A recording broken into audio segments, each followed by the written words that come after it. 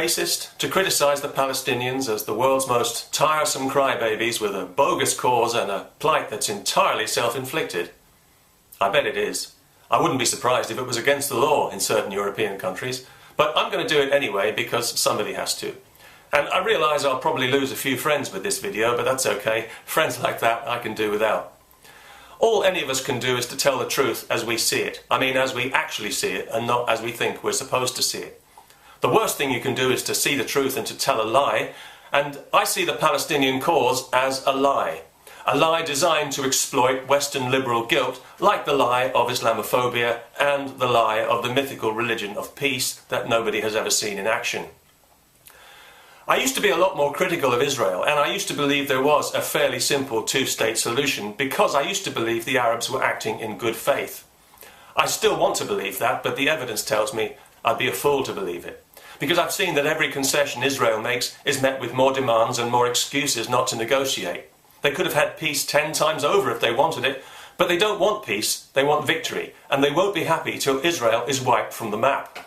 A member of Fatah's Central Committee said as much on television recently, but as he said, they keep that to themselves and tell the rest of the world a different story. And as part of that story, the bogus claim for Palestinian statehood is currently passing through the United Nations, and we're all waiting to see what plops out the other end. Not that it really matters, because despite what the Palestinian public relations industry, i.e. the Western media, might tell you, this is not about territory, and it certainly isn't about justice or human rights, because Arab societies don't know the meaning of those words. It's about Jew hatred as mandated by the Quran and as preached in the mosques and taught to the children in Arab countries day in and day out, generation after poisoned generation. The Arabs don't hate Jews because of Israel, they hate Israel because of Jews. The situation in the West Bank and Gaza exists because 45 years ago, several Arab countries attacked Israel unprovoked with overwhelming odds because it was a Jewish state. If it hadn't been a Jewish state, they wouldn't have attacked it. And they attacked with the intention of wiping it from the map and of committing genocide. But they failed because the Jews had a bit more steel in their blood than the Arabs had bargained for. And who could be surprised after what they'd been through, and after seeing how the rest of the world had responded to their plight? Large numbers of Jews could have escaped the Nazis if they'd had somewhere else to go, but other countries wouldn't let them in. The Mufti of Jerusalem at the time was a friend of Hitler's, and, good Muslim that he was, he approved of the final solution and had plans for his own Holocaust in the Middle East once the Nazis had won the war. So who can blame the Israelis today for defending themselves as if they mean it, when they know they're dealing with people they know they can't trust and who they know hate them enough to want to exterminate them as a people? Anybody else in their situation would behave the same way. I know I would, and I wouldn't apologise for it. Israel is surrounded by enemies. Peace is more in their interest than in anyone else's, which is why they keep making concessions. But it's not in the interest of the Palestinian leadership. Peace is the last thing they want.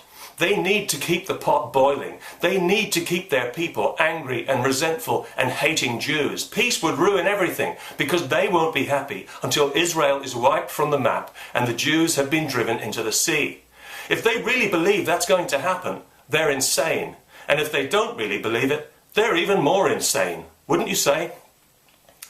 And all you good-hearted Western liberals who keep banging the drum for the poor Palestinians, I sympathise with you because you're doing it for the right reason. But you're being used and exploited, just as the people in the West Bank and Gaza are being exploited by people who have no intention of negotiating peace because they're driven primarily by crude, irrational religious hatred. When you protest for Palestine, you know you'll be in the company of people calling for Jews to be gassed. Do you think that's an accident? You're dealing with something here beyond politics and beyond reason, something truly ugly that drives a spike through all your cosy left-right assumptions, and your naivety is helping to stoke it like bellows to a fire. The world needs to stop pretending that Palestine is about justice and human rights and have the moral courage to call this thing what it is. to put a stop to this charade, this endless dance around a non-existent negotiating table. We need to do the Arabs a huge favour and tell them the truth they so badly need to hear, that their hatred is the cause of their misery. They become prisoners of it. It has come to define their very identity. And until they can find a way to remove this ugly stain from their hearts, they'll always be chained to it, and they and their children will never be free. Arab Spring or no Arab Spring. Peace. How many wasted generations of hate do you think it'll take?